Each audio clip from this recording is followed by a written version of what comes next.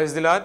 ఈ దినపు వాక్య ధ్యానానికి ఏర్పాటు చేయబడిన మూలవాక్యము యోహాను సువార్త 12వ అధ్యాయము 19వ వచనంలో ఇలాగున వ్రాయబడి ఉన్నది. యోహాను సువార్త 12వ అధ్యాయము 19వ వచనము. కావున పరిసయ్యులు ఒకరితో ఒకరు, మన ప్రయత్నములిట్లు నిష్ప్రయోజనమైపోయినవో చూడుడి, ఇదిగో లోకము ఆయన వెంట పోయినదని చెప్పుకొనిరి. ఆమేన్. హల్లెలూయా, హల్లెలూయా.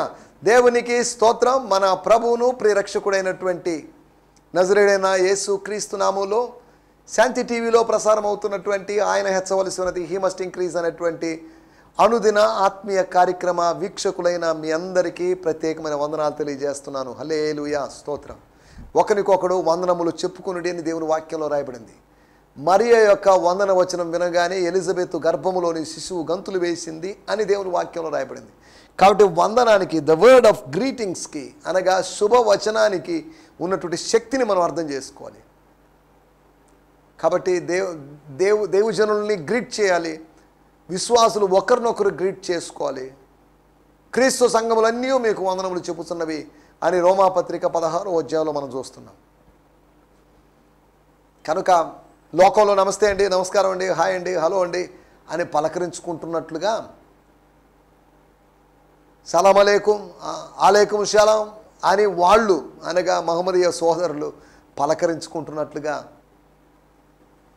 షలోం అని యూదా జూయిష్ పీపుల్ పలకరించుకున్నట్లుగా మనం పలకరించుకుంటున్నాం. దేవుని స్తోత్రం.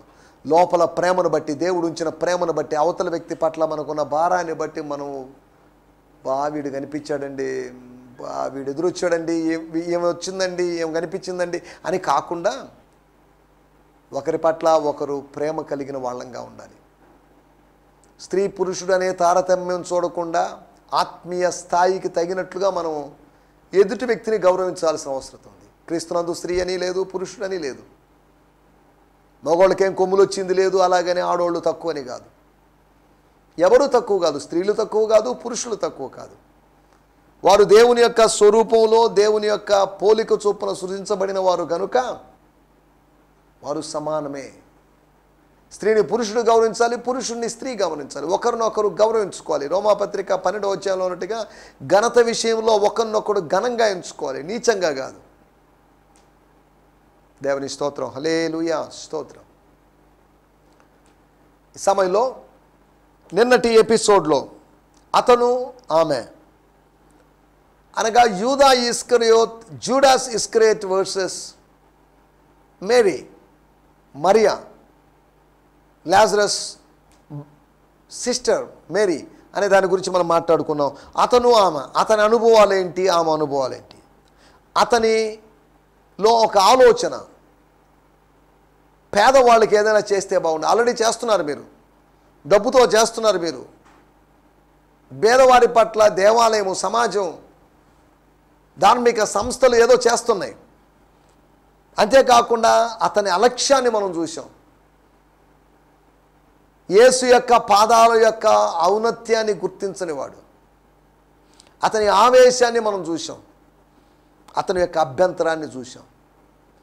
అతని ఆలోచన, అతని యొక్క అలక్ష్యం, అతని యొక్క ఆవేశం, అతని యొక్క అభ్యంతరం చూసినప్పుడు దీనికి ఆపోజిట్గా ఆమె యొక్క ఆరాధన చూడండి.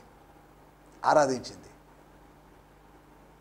స్టేడియంలో ఒక ఆట జరుగుతున్నప్పుడు, ఒక మ్యాచ్ జరుగుతున్నప్పుడు కూర్చున్న వాళ్ళు ఎంతో విమర్శకులు, వీక్షకులైన వాళ్ళు విమర్శకులుగా మారి విమర్శించినప్పటికీ కూడా ఆ పరిగెత్తేవాడు, ఆడేవాడు తన దృష్టి అంతా ఆట మీద, పరుగు మీద పెట్టింటాడు. వీళ్ళ కామెంట్స్ మీద పెట్టడు. ఏమో కూడా ఆరాధనలో ఇన్వాల్వ్ అయిపోయింది. ఆత్మలో ఆరాధిస్తున్నటువంటి అనుభవం లోకాన్ని మరిచిపోయింది, అందరినీ మరిచిపోయింది, తమ్ముడిని మరిచిపోయింది, అక్కని మరిచిపోయింది, వచ్చిన వారిని మరిచిపోయింది, శిష్యుల్ని మరిచిపోయింది. యేసును మాత్రం దృష్టిలో ఉంచుకొని ఆమె చేసినట్టు ఆరాధన. మూడోది ఆమె అభిమానం చూడండి. తాను ఏ పాదాల దగ్గర కూర్చొని నేర్చుకుందో, తాను ఏ పాదాల దగ్గర కూర్చొని ఉపమానాలు వినిందో, ఏ పాదాల దగ్గర కూర్చొని ఉపదేశం వినిందో, ఏ పాదాల దగ్గర కూర్చొని పరలోక రాజ్య మర్మాలు వినిందో, ఏ పాదాల ద్వారా తాను దీవించబడిందో, ఏ పాదాల ద్వారా తన పరిశుద్ధమైన జీవితంలో పరివర్తన కలిగిందో, ఈ పాదాలకు నేనేదో ఒకటి చేయాలి, ఈ పాద పూజ చేయాలి, ఈ పాదాలకు నా తల వెంట్రుకలనే నా కురులనే పూలుగా సమర్పించాలి అని భావించినటువంటి ఆమె ఏదో ఒకటి చేయాలి. I should do something to the lord. దేవుని బిడ్డలారా, దేవుని కోసం ఏదో ఒకటి చేయాలని తపన కలిగి ఉన్నాం. దేవుని కోసం నేను పాడాలి, దేవుని నా మహిమార్థమై నేను మాట్లాడాలి, దేవుని నా మహిమార్థమై ఇవ్వాలి, దేవుని నా మహిమార్థమై సర్వ్ చేయాలి, దేవుని నా మహిమార్థమై వాళ్ళ వెళ్ళి కూడగట్టాలి, ఏదో ఒకటి చేయాలి. You should do something for God and for God's kingdom. ఏమీ లేకుండా వచ్చి ఖాళీగా కూర్చొని దేవుని మందిరాల్లో కూర్చొని ఏం చేస్తారు? దానివల్ల ఏం సాధిస్తారు? Do something, do something. You can do something. మీరు ఏదైనా చేయగలరు. మీరు అన్నీ చేయలేకపోవచ్చు, నేను అన్నీ చేయలేకపోవచ్చు, కానీ నేను కొన్ని చేయగలను, మీరు కొన్ని చేయగలరు. మీరు నేను కలిస్తే అన్నీ చేయగలం. మీరు నేను దేవుడు కలిసినప్పుడు, మనందరం కలిసినప్పుడు, టీమ్గా పనిచేసినప్పుడు మనం ఎక్కువ చేయగలం. We could work more if we work together. If God and you people work with me, then we three, or as a team, we could do more for his sake. దేవుని స్తోత్రం. హల్లెలూయా. స్తోత్రం, స్తోత్రం. అతని యొక్క ఆలోచన, ఆమె యొక్క ఆరాధన. అతను ఆలోచిస్తున్నాడు అని కాదు, ఆలోచించేవాళ్ళు ఆలోచించుకోనివ్వండి, కానీ ఆరాధించేవాళ్ళు ఆరాధించాలి. ఆలోచించడానికి మనం ఫిలాసఫర్స్మేం కాదు, థింకర్స్మేం కాదు, మనం ఆరాధకులము. We are the worshippers. We are not worriers, we are warriors. వరి అయ్యేవాళ్ళం కాదు, మనం వారియర్ స్పిరిట్ కలిగిన వాళ్ళు. సూర్యుని యోధుని యొక్క అనుభవం లేకపోతే ఆ ఆత్మను మనం కలిగిన వాళ్ళం. రెండవది అతని అలక్ష్యమే కాదు, అనగా యూదా ఇస్కరియోతు అలక్ష్యమే కాదు, శిష్యులందరి అలక్ష్యం. ఏనాడైనా గురువును సన్మానించారా? 3.5 సంవత్సరాలు భౌతికంగాను ఆత్మీయంగాను అవసరతలు తీర్చిన వ్యక్తిని, కేవలము భౌతికమైన అవసరాలు తీర్చిన తల్లిదండ్రులు మీరు కనపరిచుంటారు. కేవలం ఆత్మీయ అవసరతలు తీర్చిన ఆత్మీయ నాయకుల్ని లేకపోతే ప్రధాన యాజకుల్ని మీరు గౌరవించుంటారు. కానీ మీ 2 అవసరతలను ఏకకాలములో తీర్చినవాడు, తీర్చగలిగినవాడు, తీర్చబోతున్నవాడు అయినటువంటి యేసుకు మీరేం సన్మానం ఇచ్చారు? ఆయన ఏం గౌరవం ఇచ్చారు? శాలువ కప్పారా? ఒక పూలదండ వేశారా? లేదా ఇంకేం చేశారు? పోనండి, ఇవన్నీ చేయకపోయినా మా బోధకుడు మంచోడండి, ఆయన మమ్మల్ని చేపలు పట్టేవాళ్ళుగా, మనుషులను పట్టు జాలలుగా చేస్తున్నాడు. ఆ ప్రాసెస్లో మేమున్నాం. ఆ కంపు కొట్టే చేపలు ఎవరు పడతారండి? ఆ గలలో చేపలు వాటిని ఎవరు పడతారు? మమ్మల్ని ఒక శ్రేష్టమైన పని కోసం పిలిచాడు అనే భావించిన కృతజ్ఞత ఎవరిలో లేదే. ప్రభు యొక్క పిలుపుని బట్టి మనం కృతజ్ఞత కలిగి ఉండాలి. నన్ను పిలిచాడు, నిన్ను పిలిచాడు, మనల్ని పిలిచాడు, ఇశ్రాయేలు అను జనాంగాన్ని పిలిచాడు. దేవుని బిడ్డలారా, దేవుడు మిమ్మల్ని పిలిచాడు, మనల్ని పిలిచాడు, సంఘమును పిలిచాడు, లోకములో ఉన్న మనల్ని పిలిచాడు. చాలదా? కృతజ్ఞత ఏది? కృతజ్ఞతా భావం ఏది? ఏమి చేయలేదే, కృతజ్ఞత కూడికి ఎలా పెట్టుకుంటాం అని అంటారే. దేవుడు ఏదో చేయాలని ఆశపడుతున్నాడు. He want to do something. స్తోత్రం. Hallelujah. He want to do something అనేది, he want to do anything for you. నీ కోసం ఏదైనా చేయగలడు, అదే సమయంలో నీ కోసం అన్నీ చేయగలడు. స్తోత్రం. హల్లెలూయా. అతని యొక్క ఆవేశం చూడండి. ఆవేశం కట్టలు తెంచుకుంది, ఊగిపోతున్నాడు, పొనకొచ్చినాడు. అసలు ఏదో అయిపోయినట్టు. ఇతని జోబులోని ఆ డబ్బు సంచులోని డబ్బులు దొంగలించి ఆమెదో చేస్తున్నట్టుగా ఫీల్ అయిపోతున్నాడు. నో, తన 1 సంవత్సరపు కష్టార్జితాన్ని తీసుకొని 1 రోజులో 1 గంటలో 1 పురుషునికి పూస్తూ చేస్తున్న ఆరాధన ఎంత గొప్పది. దేవుని స్తోత్రం. హల్లెలూయా. ఆమె మౌనంగా ఉంది, మాట్లాడలేదు. నీకెందుకు ఇవన్నీ? నా తరబుడ్డి, నా ఇష్టం, నా ప్రభు, నా ఇల్లు మధ్యలో నువ్వెవరివి, నువ్వేంటి, నీ పెత్తనం ఏంటి, నీ మెయింటెనెన్స్ ఏంటి అని అడగలేదు. మౌనంగా ఉంది. ఆమె మౌనమైన, లాజరు మౌనమైన, మార్త మౌనమైన, మార్తా మరియా లాజర్ల మౌనమైన చేతగానితనం కాదు అది. అందరూ మౌనంగా ఉన్నారు. రెచ్చిపోయి రేగిపోయింది యూదా ఇస్కరియోతు. ఆయనకి సమాధానం చెప్పడానికి యేసు మాట్లాడాడు. యేసు మాట్లాడేసరికి శిష్యులైనా, యేసు మాట్లాడేటికి యూదా ఇస్కరియోతు అయినా, యేసు మాట్లాడితే ఎవరైనా నోరు మూయాల్సిందే. స్తోత్రం, హల్లెలూయా, స్తోత్రం. నాలుగోది అతని అభ్యంతరం, ఆమె యొక్క ఆనందం. అభ్యంతరపడి వెళ్ళిపోయాడు, గుడ్ బై చెప్పాడు, ఇక వద్దన్నాడు. ప్రధాన యాజకులతో పొత్తు పెట్టుకున్నాడు. ప్రభువుతో పొత్తు కన్నా ప్రధాన యాజకులతో పొత్తు ఆయనకి శ్రేష్టం అనిపించింది. మహిమ స్వరూపితో మైత్రి కన్నా మత పెద్దలతో మైత్రి అతనికి మంచిదనిపించింది. లోకముతో స్నేహం చేసేవాడు దేవునికి శత్రువు. మనం శత్రువులుగా మారడానికి వీల్లేదు. స్తోత్రం, హల్లెలూయా. ఆమె యొక్క ఆనందం చూడండి. నన్ను అభినందించాడు. అతడు నన్ను విమర్శించినా పర్లేదు, నా ప్రభువు నన్ను అభినందించాడు. మనుషులు మెచ్చుకుని వారు కాదు, ప్రభువు మెచ్చుకుని వారే. మనుషుల చేత మెప్పించబడే వాళ్ళు కాదు, మనుషుల చేత నొప్పించబడే వాళ్ళు కాదు, కానీ ప్రభువు చేత మెప్పు పొందేవాళ్ళు. ప్రభువు చేత మెప్పు వస్తుంది, మనుషుల చేత ముప్పు వస్తుంది. ఈ విషయాన్ని మనం జ్ఞాపకం చేసుకుందాం. దేవుని స్తోత్రం. గత ఎపిసోడ్లో మనం వీటి గురించి మాట్లాడుకున్నాం. స్తోత్రం. ఈ దినము మనం దేవుని వాక్యాన్ని ధ్యానించుకుందాం. యోహాను సువార్త 12వ అధ్యాయము 19వ వచనం. Gospel according to John 12th chapter verse 19.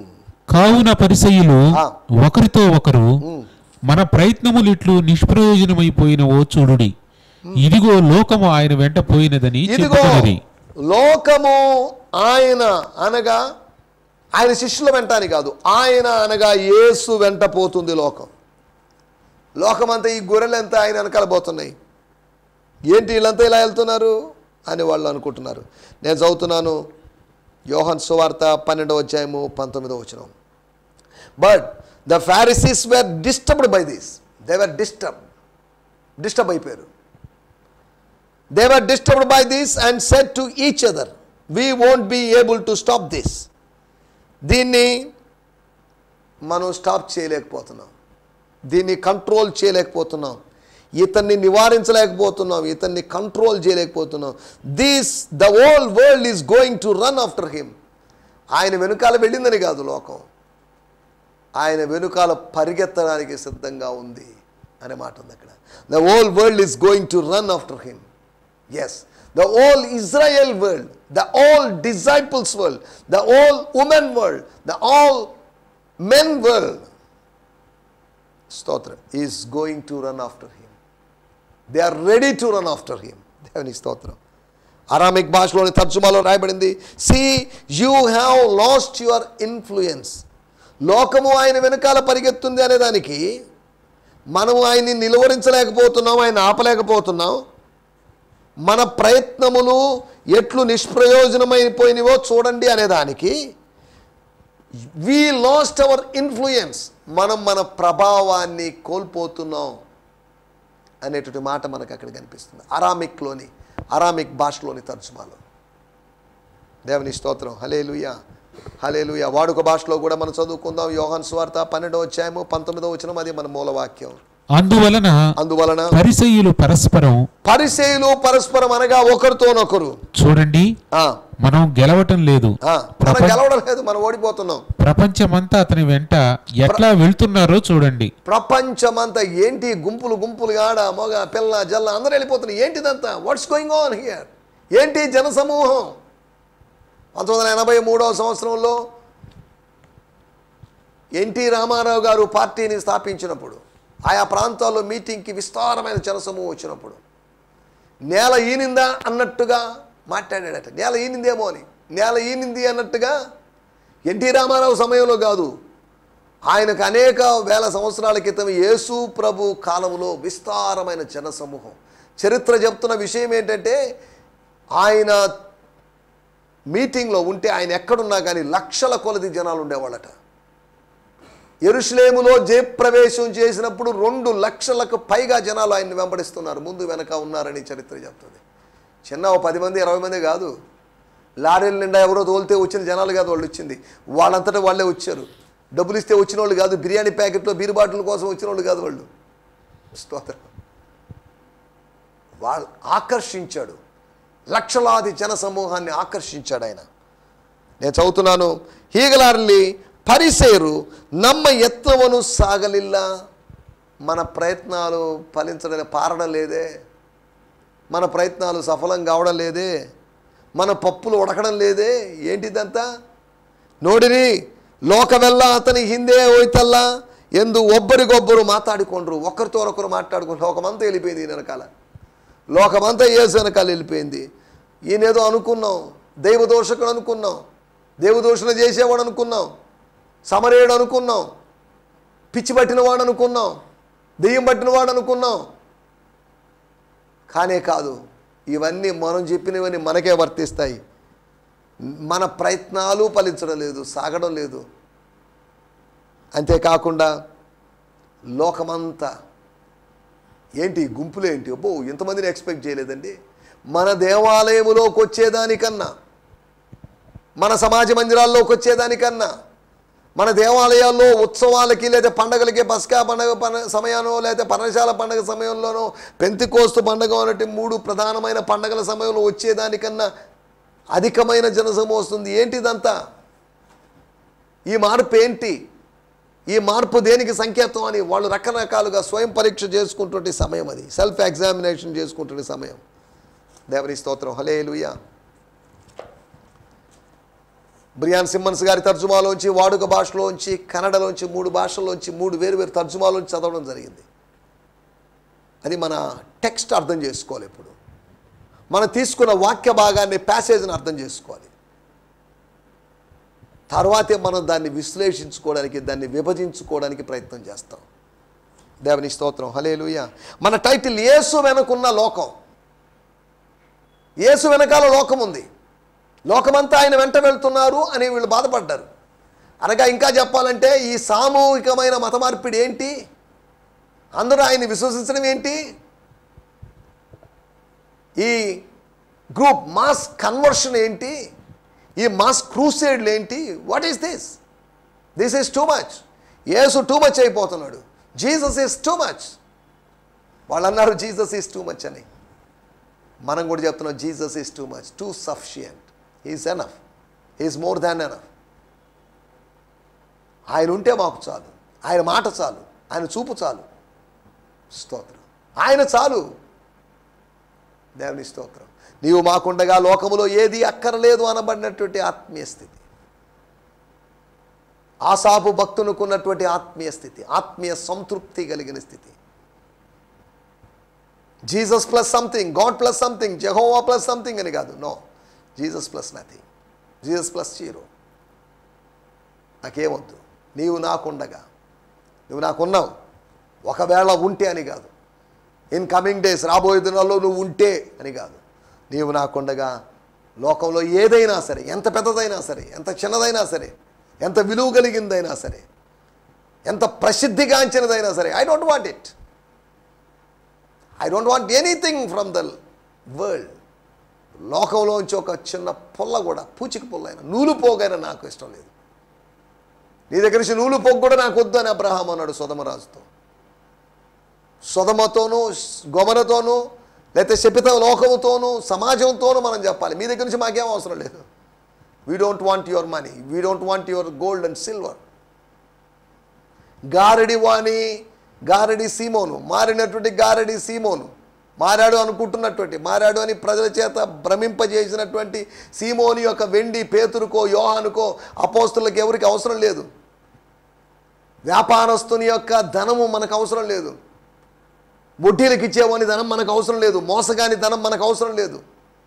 నరహంతకుని ధనం మనకు అవసరం లేదు. న్యాయమైన ధనం, న్యాయపు సిరి మనకు కావాలి. స్తోత్రం, హల్లెలూయా. అన్యాయపు సిరిని వెనకాల వెళ్తున్నట్టు వాళ్ళు, అన్యాయపు సిరిని సేవిస్తున్నట్టు వాళ్ళు, అన్యాయపు సిరిని సేవిస్తున్నట్టు దేవుని సేవకులు అనేకులు ఉన్నారు. స్తోత్రం, హల్లెలూయా, స్తోత్రం. యేసు వెనుకున్న లోకం, ఇదేం లోకం అండి? అది లోకం కాదు, లోకంలో భాగం అంతవరకే. లోకం మొత్తం ఆయన వెనకాల లేదు. The majority of the world, not total world. వీళ్ళు కూడా లోకంలో భాగం కదా, వీళ్ళెందుకు వెనకాల వెళ్ళలేదు ఆయన వెనకాల? వెనకాల వెళ్ళిన వాళ్ళు ఉన్నారు, వెనకాల వెళ్ళని వాళ్ళు ఉన్నారు. యేసు వెనుకున్న లోకం, ఆయన వెనకాల ఏదో లోకం, ఆయన బ్యాక్గ్రౌండ్ గురించి కాదు నేను మాట్లాడేది. ఆయన వెనకాల పరలోకమే కదంటండి, దాని గురించి చెప్పాలి. కానీ ఈ మనుషుల గురించి, పరిచయాలు మాట్లాడుకుంటున్నట్టు మనుషుల గురించి, ఇజ్రాయెల్ గురించి మాట్లాడుతున్నారు ఏంటి అంటారేమో. స్తోత్రం, హల్లెలూయా. జాగ్రత్తగా విందాం. యేసు వెనకాల లోకం, వాళ్ళ చేసినటువంటి 4 పనులు, వాళ్ళు ఏం చేశారు అనే దాని గురించి మనం మాట్లాడుకోబోతున్నాం. 1 12వ అధ్యాయము 9 మరియు 12 వచనాలు. 12వ అధ్యాయము 9వ వచనం మొదటిగా చదువుకుందాం. కాబట్టి యూదులలో సామాన్య జనులు ఆయన అక్కడ ఉన్నాడని తెలుసుకుని యేసును చూచుటకు మాత్రమే కాక మృతులలో నుండి ఆయన లేపిన లాజరును కూడా చూడవచ్చిరి. దేవుని స్తోత్రం. కాబట్టి యూదులలో సామాన్య జనులు, దేవుని స్తోత్రం. 12వ వచనంలో రాయబడింది, మరునాడు ఆ పండుగకు వచ్చిన బహుజను సమూహము యేసు యెరూషలేమునకు వచ్చుచున్నాడని విని ఖర్జూరపు. 9వ వచనంలో తెలుసుకొని, 12వ వచనంలో విని, అనగా విని తెలుసుకొని. దేవుని స్తోత్రం, హల్లెలూయా. ఇక్కడ చూడండి, ఒక మాట వేరే తర్జుమాలో లేదు, ఆ మాట మన తెలుగు భాషలో వచ్చేసింది. కాబట్టి యూదులలో సామాన్య జనులు, సామాన్య అనే మాట లేదు, జనులు అనగా ఎక్కువ మంది జనసమూహం, విస్తారమైన జనసమూహం. ఎందుకంటే 12వ వచనాన్ని పోల్చి చూస్తే మనం అదే అర్థం చేసుకోగలం. నాకు తెలిసి హిందీ బైబిల్లోనే అలా ఉంది, సాధారణ లోగ్ అన్నమాట, సామాన్యమైన జనులని మన తెలుగులో కనిపిస్తుంది. మిగతా తర్జుమాలో నాకు ఎక్కడ నేను చూడలేకపోయాను. కాబట్టి యూదులలో సామాన్యమైన జనులు, వాళ్ళు తెలుసుకున్నారు. జనం తెలుసుకోవాలి. తెలుసుకున్నప్పుడు జన చైతన్యం కలుగుతుంది. జనాల్లో చైతన్యం ఎప్పుడు వస్తుందంటే తెలుసుకున్నప్పుడు. తెలుసుకున్నావా? తెలుసుకోవడానికి ప్రయత్నం చేస్తున్నావా? యేసును గురించిన వార్త, యేసును గురించిన సంగతులు తెలుసుకోవాలని ప్రయత్నం చేస్తున్నావా? యేసును గురించిన ఇన్ఫర్మేషన్ తెలుసుకోవాలని ప్రయత్నం చేస్తున్నావా? దేవుని స్తోత్రం. 1 వాళ్ళు తెలుసుకున్నారు యేసును గురించినటువంటి, లేకపోతే యేసు వెనుకున్న లోకం, యేసును వెంబడించిన లోకం. యేసును కొంతకాలమే వెంబడించింది ఆ లోకం. ఎందుకంటే యోహాను యొక్క వెలుగులో కొంతకాలం ఉండి ఆనందించాలనుకున్న వాళ్ళు, అలాగే యేసు ప్రభు యొక్క వెలుగులో కూడా కొంతకాలం ఉండి ఆనందించారు. అంతవరకే. వీళ్ళ కొంతకాలమే కానీ పూర్తి కాలం కాదు. వీళ్ళు పార్ట్ టైం వాళ్ళే కానీ వీళ్ళు ఫుల్ టైం వాళ్ళు కాదు. వీళ్ళు సంపూర్ణమైన వాళ్ళు కాదు, సగం పూర్ణమైన వాళ్ళు వీళ్ళు. మనం ఆలోచిస్తున్న విషయాలకు వచ్చేద్దాం. 1 వాళ్ళు తెలుసుకున్నారు. 2వ విషయాన్ని నేను మీకు జ్ఞాపకం చేస్తాను. యోహాను సువార్త 12వ అధ్యాయము 10-11 వచనాలు కలిసి ఉన్నాయి. అతనిని బట్టి యూదులలో అనేకులు, అనగా లాజరును బట్టి, యేసు లేపిన లాజరును బట్టి, పునరుత్థానుడైనటువంటి లాజరును బట్టి తమ వారిని విడిచి యేసునందు విశ్వాసం ఉంచిరి గనుక ప్రధాన యాజకులు లాజరును కూడా చంపన ఆలోచన చేసిరి. స్తోత్రం, స్తోత్రం, స్తోత్రం. సమయంలో మనం ఆలోచిస్తున్నట్టు మాట, అతనిని బట్టి, లాజరును బట్టి, నిన్ను బట్టి, నన్ను బట్టి, అతనిని బట్టి అనే దాని గురించి కూడా మనం ఒక సందేశం ఆలోచించాం. వాటికి ఇప్పుడు మనం వెళ్ళలేదు. 3వ విషయం, స్తోత్రం, హల్లెలూయా. విశ్వసించారు. 1 తెలుసుకున్నారు, 2వది విశ్వసించారు, 3వది 12వ అధ్యాయము 13వ వచనం. స్తోత్రం. అక్కడ రాయబడిన మాటలు, స్తోత్రం. వారు ఖర్జూరపు మట్టలు పట్టుకొని ఆయన్ను ఎదుర్కొనబోయి జయము ప్రభువు పేరుట వచ్చుచున్న ఇజ్రాయేలు రాజు స్తుతింపబడును గాక అని కేకలు వేశారు. So they took palm leaves or palm branches and went out to meet him. Everyone was shouting, స్తోత్రం, Lord be our savior. వాళ్ళు ఏం షౌట్ చేశారంటే, Lord be our savior, ప్రభువా మాకు రక్షకుడిగా ఉండు, మమ్మల్ని రక్షించమని కేకలు వేశారంట. Blessed is the one who comes to us, sent from Yahweh, the King of Israel. స్తోత్రం, హల్లెలూయా, స్తోత్రం. మనం ఆలోచిస్తాం. 3వ విషయం, వారు కేకలు వేశారు, ఆర్భటించారు. యేసును బట్టి, యేసును చూచి, యేసును ఎదుర్కొని జయప్రవేశం అప్పుడు, ఆదివారం అప్పుడు జరిగిన విషయం, మట్ల ఆదివారం రోజు, పామ్ సండే రోజు, ప్యాషన్ సండే రోజు జరిగిన విషయం ఇది. వారు కేకలు వేశారు. వారు తెలుసుకున్నారు, వారు విశ్వసించారు, వారు కేకలు వేశారు. 4వ విషయం నేను చెప్పి ముగించేస్తాను. యోహాను సువార్త 12వ అధ్యాయము 17వ వచనం. స్తోత్రం. 12వ ఆయన అధ్యాయం. లాజరును సమాధిలో నుండి పిలిచి లాజరును సమాధిలో నుండి పిలిచి మృతులలో నుండి అతని లేపినప్పుడు ఆయనతో కూడా ఉండిన జనులు సాక్ష్యమిచ్చిరి. ఆయనతో కూడా ఉన్న జనులు సాక్ష్యం ఇచ్చారు. ఈ మాట మన బైబిల్లో సాక్ష్యం ఇచ్చారు అనేది వాడుక భాషలో ఏముందో మనం చూసుకుందాం. యోహాను సువార్త 12వ అధ్యాయము 17వ వచనంలో సాక్ష్యం ఇచ్చారని కాదు, కానీ అక్కడ ఉపయోగించబడిన మాట వేరుగా ఉంది. ఆల్ ద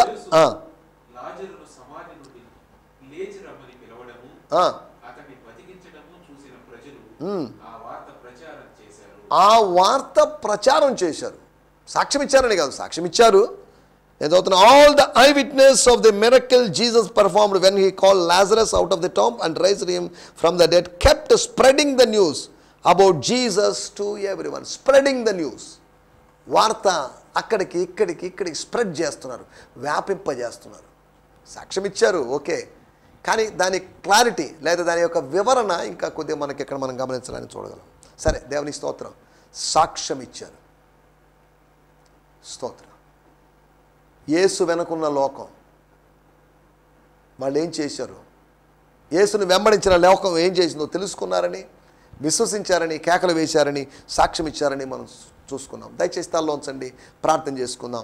పరిశుద్ధమైన మా దేవా, మీకు వందనం చేయిస్తున్నాం. మేము కూడా ఆయన సామాన్య జనుల్లాగా, విశేష జనుల్లాగా, లేకపోతే విస్తారమైన జన సమూహంలాగా మిమ్మల్ని గురించి తెలుసుకొని, మిమ్మల్ని విశ్వసించి, మీ కొరకు ఆర్భటించి, మిమ్మల్ని ఆరాధించి, మీ నామములో నినాదాలను ప్రతిధ్వనింపజేసి మీ గురించి సాక్ష్యం ఇచ్చేటువంటి వారుగా ఉండగలడు సాయించి.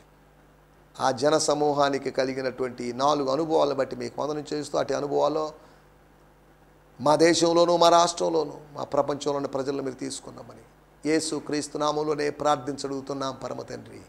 Amen, amen, amen. దేవునికి స్తోత్రం. హల్లెలూయా. మీ అందరికీ ప్రత్యేకమైన వందనాలండి. ప్రభు మిమ్మల్ని దీవించునుగాక. రేపు ఉదయకాలము ఇదే సమయంలో ఇదే ఛానల్లో మనం కలుసుకుందాం. అప్పటి వరకు దేవుని కృప మనందరికీ తోడై ఉండి నడిపించి బలపరచునుగాక. హల్లెలూయా. స్తోత్రం. ఈ సందేశము మీకు ఆశీర్వాదకరంగా ఉందని నమ్ముచున్నాము. ప్రార్థన అవసరతల కొరకు మమ్మల్ని సంప్రదించవలసిన మా చిరునామా గిద్యోన్ మిషన్ చర్చ్, 6వ వీధి, శాంతినగర్, నెల్లూరు 4, ఆంధ్రప్రదేశ్. పిన్ 524004. మా ఫోన్ నంబర్లు 7036443613 మరి ఒక నంబర్ 9392293010. మా ఈమెయిల్ ఐడి gfihmi2015@gmail.com. దేవుడు మిమ్మును ఆశీర్వదించునుగాక. ఆమేన్.